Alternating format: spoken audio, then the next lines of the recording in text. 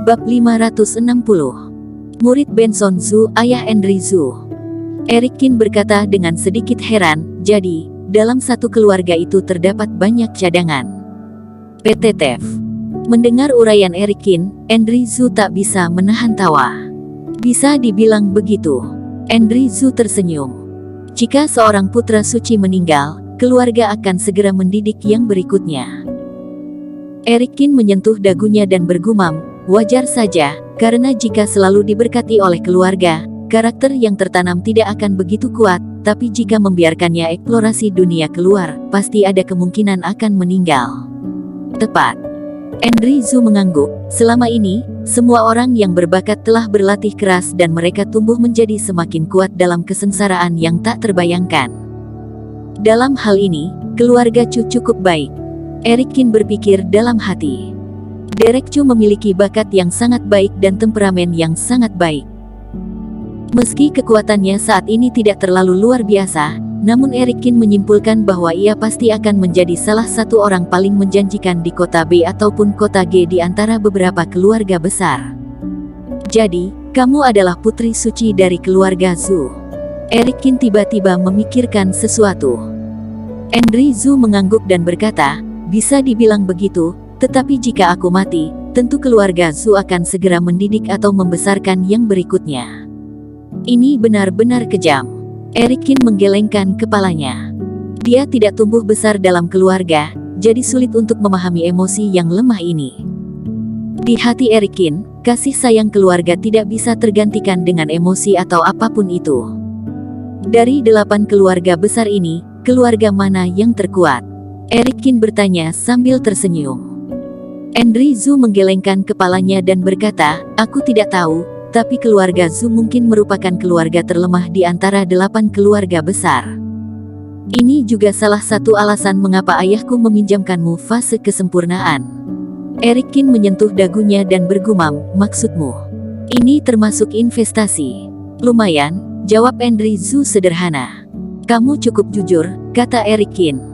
Henry Zhu terkekeh dan berkata, aku tidak bisa menyembunyikannya darimu. Kenapa tidak jujur?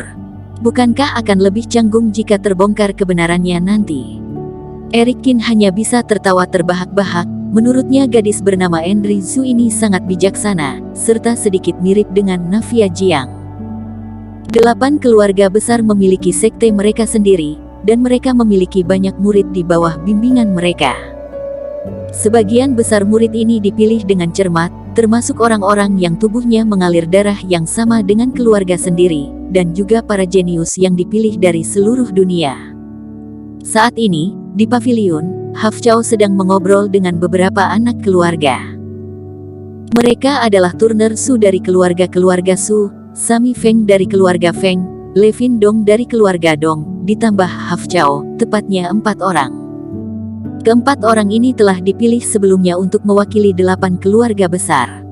Mereka kuat dan tak tertandingi, mereka sangat pemberontak dan suka membuat masalah.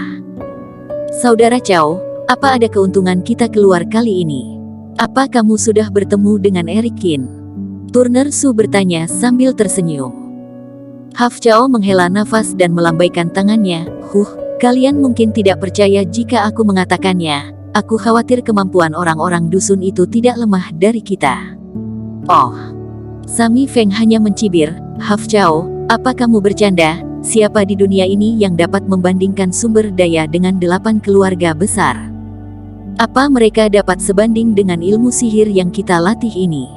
Atau, Haf Chao, jangan-jangan kamu takut dengan Eric Qin? Levin Dong juga ikut menertawainya. Haf Chao tidak tahu mengenai seberapa kuat kekuatan dari Eric Qin. Di pertandingan sederhana sebelumnya, tidak satupun dari mereka berdua yang menunjukkan kekuatan mereka yang sebenarnya. Tapi Haf Chao telah melihat Teddy dan Kim Han memiliki aura yang begitu mengesankan, dan Eric Qin dikenal sebagai orang nomor 1 di dunia. Kekuatannya mungkin lebih tinggi dari mereka berdua, tentu merupakan orang yang kuat. Ini juga alasan kenapa Haf Chao memilih melarikan diri dibanding bertarung. Jika dia kalah di dunia tersembunyi ini, dia mungkin akan kehilangan identitas dan kualifikasinya yang sebagai putra suci. Apa yang aku katakan itu benar? Hafjao berkata dengan sungguh-sungguh, mungkin kita terlalu meremehkan mereka. Kudengar Erikin memiliki fisik emas ajaib, serta dikenal sebagai tak terkalahkan pada level yang sama, kita mungkin benar-benar bukan lawannya. Haha. Turner Su tertawa, aku semakin penasaran dengan Erikin ketika mendengar apa yang barusan kamu katakan. Turner Su menatap Levin Dong dan Sami Feng, dan emosi yang sama muncul di mata ketiga orang ini. Jadi, ketiga orang itu memutuskan untuk pergi untuk melihat orang dengan kemampuan seperti apa yang dipuji hingga setinggi langit ini. Saudara Chow, apa kamu ingin ikut pergi bersama kami? Turner Su bertanya.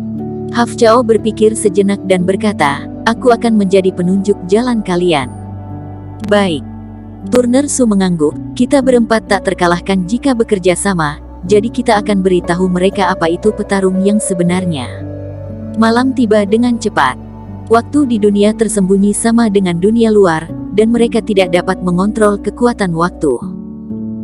Benson Zhu menyiapkan meja besar makanan, tetapi hanya ada 4 orang di meja makan, Erikin, Benson Zhu, Henry Zhu, dan murid pribadi Benson Zhu, Bryson Zhu.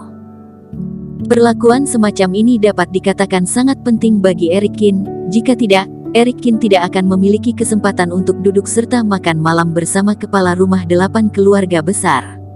Ini Erikin. Benson Zhu berkata sambil tersenyum, jangan sampai mempermalukan orang-orang dari 8 keluarga besar nanti. Bryson Zhu bangkit dan memberi hormat, kemudian duduk kembali. Meskipun dia tidak mengatakan apapun, arogansi di antara alisnya tidak menyembunyikannya sama sekali. Erikin melirik Bryson Zhu, kekuatan orang ini memang mengesankan, bahkan sudah mencapai kekuatan superior master dengan umurnya yang baru saja 20 tahun. Namun Erikin tidak menganggapnya terlalu serius, selama itu bukan fase kesempurnaan, Erikin tidak akan takut pada siapapun. Kakak seperguruanmu sangat menilai tinggi dia. Benson Zhu menyalakan sebuah api yang baru lagi. Bryson Zhu segera berdiri, menatap Henry Zhu dan berkata, kakak seperguruan, aku tidak akan kalah dari siapapun yang berasal dari dunia luar. Henry Zhu tersenyum dan berkata, kalian hanya pertarungan persahabatan, tidak perlu menganggapnya terlalu serius. Bryson Zhu bersenandung lembut, justru sudah bertarung, aku harus menghadapi lawan dengan kekuatan penuhku, jika tidak itu sama saja tidak menghormati lawan. Benar, Erikin mengangguk. Bryson Zhu melirik ke arah Erikin, lalu berkata, kamu harus berhati-hati, jika kamu terbunuh, aku tidak akan bertanggung jawab. Erikin tersenyum dan berkata, baik, kamu tidak perlu bertanggung jawab. Aku sudah kenyang. Bryson Zhu tiba-tiba bangkit, lalu berjalan keluar.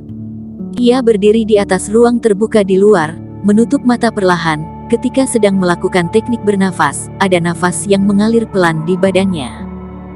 Erikin makan dengan kenyang. Setelah makan, dia bersendawa, kemudian berdiri di depan Bryson Zhu. Bersambung.